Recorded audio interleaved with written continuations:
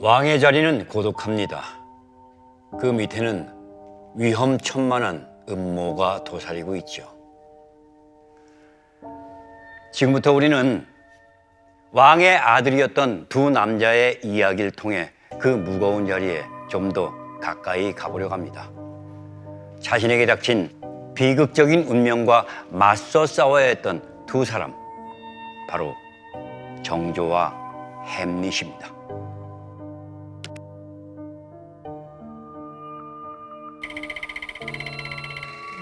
마음에 병이 든 것입니다.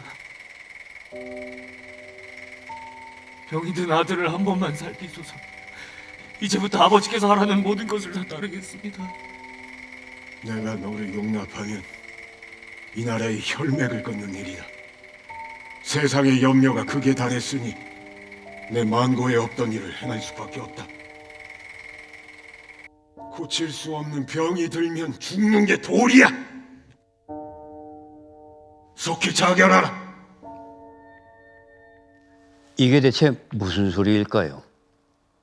아버지가 아들에게 스스로 목숨을 끊을 것을 요구하다니요.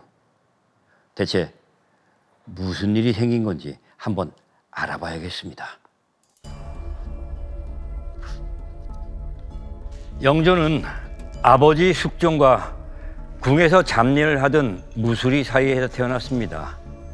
이복 형제인 경종이 이른 나이에 죽은 뒤에 왕위에 올랐죠. 그래서 영조는 형을 독살했다는 의혹에 늘 시달립니다. 그리고 출신에 대한 컴플렉스는 아들을 향한 질책으로 이어졌죠. 이럴 거면 차라리 태어날 때 탯줄이 아니라 목을 잘랐어야지요!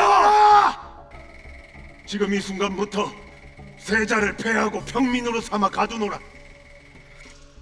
사도세자는 정신병 증세를 보이며 하인들을 죽이기까지 했죠. 그리고 마침내 그날이 왔죠. 1762년 5월 13일 영조는 변란을 꾸몄다는 이유로 사도세자에게 자결을 명합니다. 이 죄인을 뒤주에 놓고 못질을 하라. 그 누구라도 뒤주를 열고자 하는 자는 삼족을 멸할 것이다.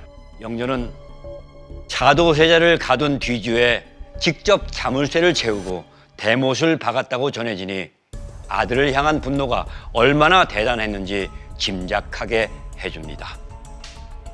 할머마마, 아비를 살려주소서. 제가 아비 대신 뭐든지 하겠습니다. 그를 읽으라면 읽고 시키는 대로 다 하겠습니다. 아비를 살려주소서. 아버지의 목숨을 간청하는 이 목소리, 바로 오늘의 주인공 정조입니다. 당시 11살이었던 정조는 할아버지가 아버지를 죽이는 이 끔찍한 현장을 목격합니다. 지금으로 치면 초등학교 4학년 나이죠. 이 충격적인 사건은 그 후로도 정조의 삶을 관통하게 됩니다.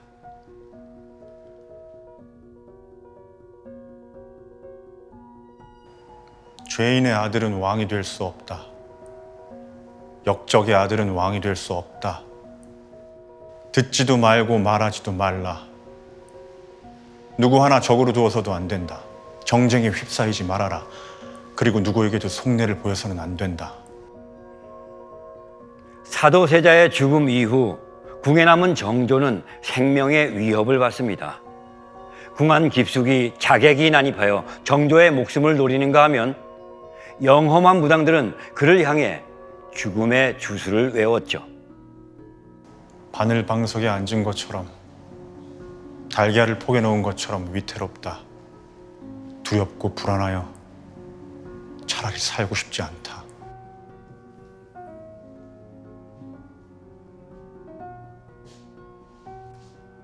과인은 사도세자의 아들이다. 그러나 선대 왕께서 종통의 중요함을 위하여 나에게 효장세자를 이어받도록 명하셨으니 따를 수밖에 없다. 마침내 왕위에 오른 정조의 일성입니다. 하지만 정조는 그 후로도 13년을 기다려야 했습니다. 반드시 끝내야 하는 일이 있었기 때문이죠. 불효한 이 아들이 천지에 사무치는 원한을 안고 지금껏 구차스럽고 모질게 죽지 않고 살았던 것은 소자에게 중사를 맡겼기 때문이었습니다. 정조는 아버지의 묘를 수원 화성으로 이장합니다. 아버지가 죽은 뒤 무려 27년을 기다려 이루어낸 일이었죠. 절대 사도세자를 추전하지 말라는 할아버지 영조의 가르침을 어기면서까지 정조가 폐위당한 아버지의 묘를 다시 짓고 쫓겨났던 어머니의 지위를 회복한 이유는 무엇일까요? 나는 군주로서 이 나라의 운명을 새롭게 개척해야 할 무거운 책임을 받았다. 백성이 배고프면 나도 배고프고 백성이 배부르면 나도 배부르다. 재해를 구하고 피해를 본 백성을 돌보는 것은 특히 시기를 놓치지 않도록 서둘러야 한다. 이것은 백성의 목숨이 달린 사안이므로 잠시라도 중단할 수 없다. 영조와 사도세자 그리고 정조, 한 사람은 살인을 하고 한 사람은 살해당하고 한 사람은 성군이 됩니다. 이렇게 극단적인 선택을 한 세 사람이지만 이들이 이런 선택을 하게 만든 원인은 하나였죠. 과연 무엇이 이들로 하여금 이런 선택을 하게 만든 것일까요?